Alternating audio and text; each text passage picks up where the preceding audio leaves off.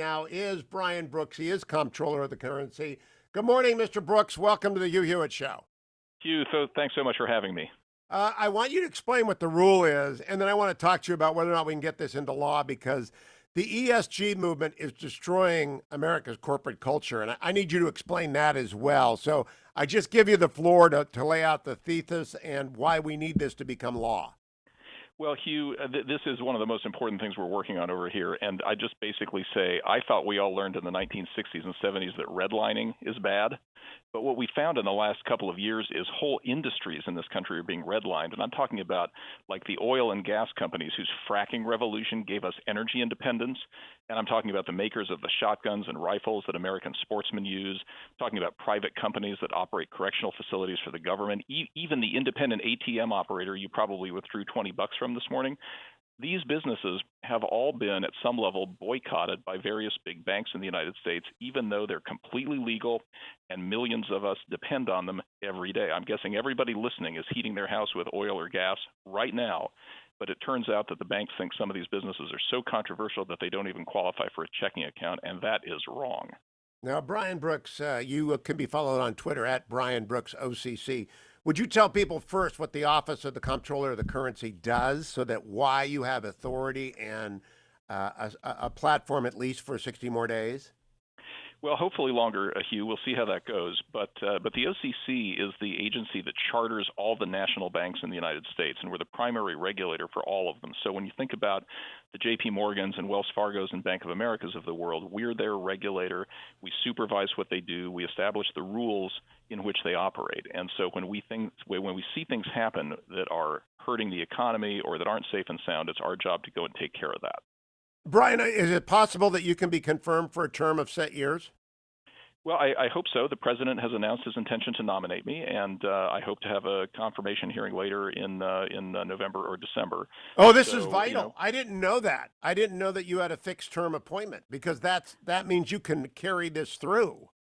That's exactly right. It's a 5-year appointment, and controllers have always served under presidents of multiple parties, and so no president has ever fired a controller in 157 years. And my hope is, if I have the honor to be confirmed, I'll be here doing this job for the American people.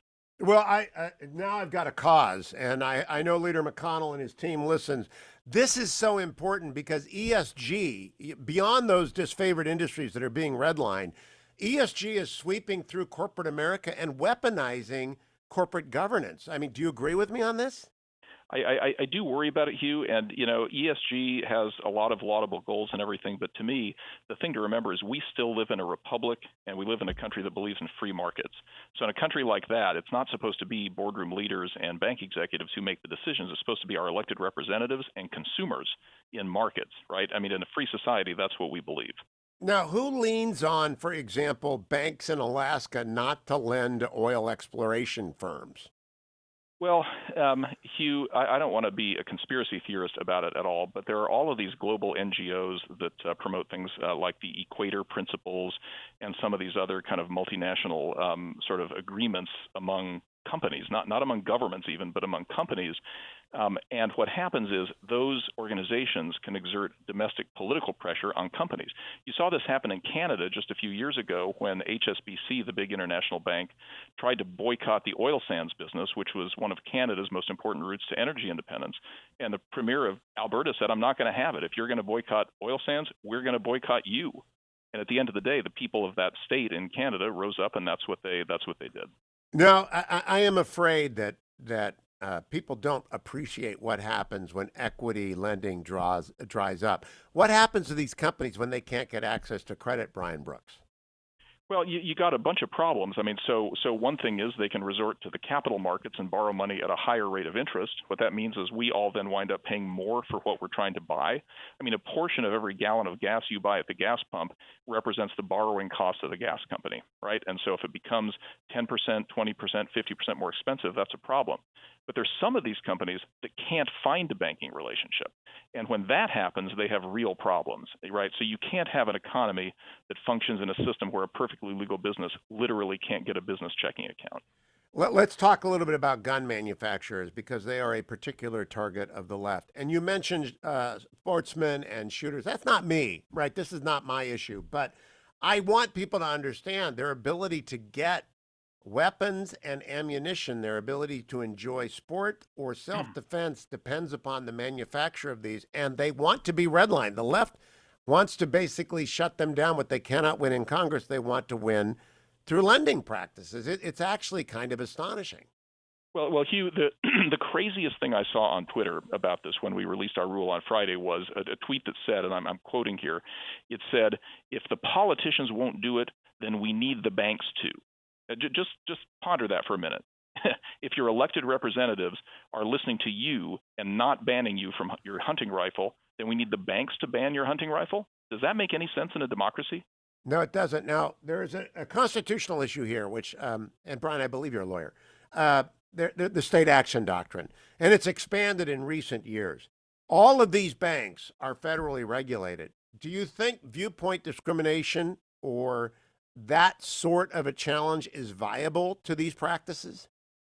Well, that's a really a really interesting question, Hugh. I do remember from my law school constitutional law class that there are private companies that are closely enough intertwined with the government they can be state actors for those purposes. And I think smarter lawyers than me, may want to explore that. But in the meanwhile, I have the power of rulemaking here, and so if I can prohibit it through the front door, I'm going to do that. And if others have grander theories that protect our constitutional rights, I'm all for that too. But let me start with step one, and let's see where other people go.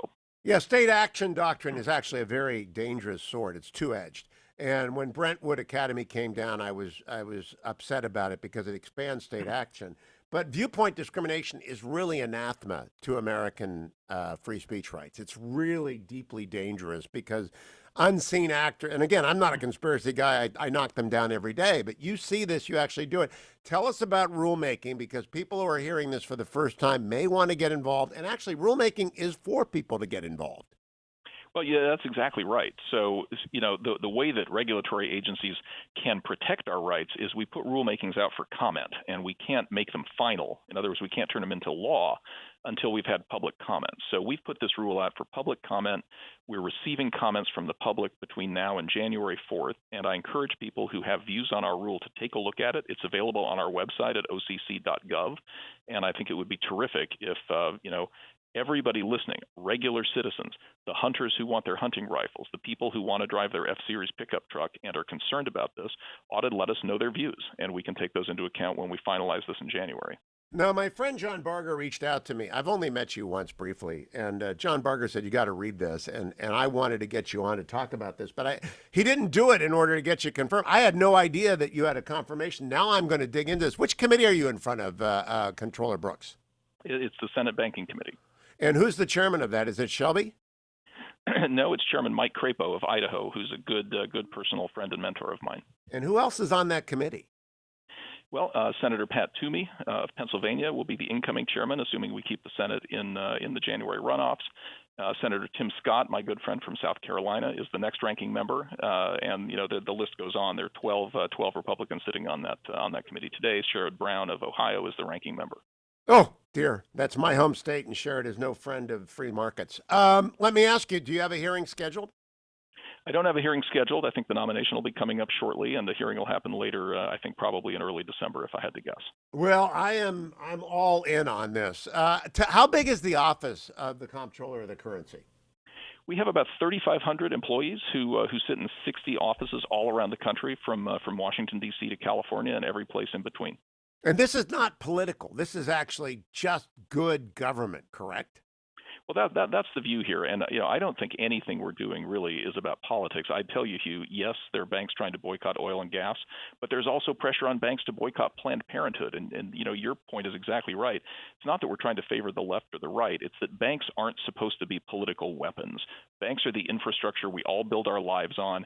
You might not have guns. I might have guns. We all get to choose for ourselves in America, right? Yes, and you just made an important point for my audience to hear. We don't want to do this to causes I don't like. That's not where we win debates. You don't win debates in boardrooms. You ought to win debates in elections. Absolutely. Absolutely. So who did you co-author this with, Brian Brooks? I do not know your co-author. Well, I co-authored this piece with Charlie Calamiris, who is the chief economist here at the OCC, who is an old friend and colleague of mine. And let me just say, Charlie is one of the best-known free market banking economists in the world. He was the Kaufman Chair at Columbia Business School. He was the chair of the Shadow Committee on Financial Markets, a longtime AEI fellow, and a great defender of markets and freedom. So he and I are a terrific team. Well, I'm glad to know that there will be some outposts that remain. And I'm actually kind of cheered by Janet Yellen going to Treasury. I think she's mainstream. I don't believe it's going to be a radical left wing purge of anybody at Treasury. But I mean, the non political institutions have to remain non political. Are you optimistic about that, Brian? Well, listen, Ronald Reagan was an optimist, and he's the person that I sort of grew up at the knee of here. So I think probably like you, anybody who remembers California Republicans, we have a sunny optimism despite everything we see outside every day. And all I think when I wake up in the morning is how can I make things better? So I'm not looking on the dark side. We're going to get this right. We're not going to have politics involved. We're just going to make good policy that lets Americans choose their own path.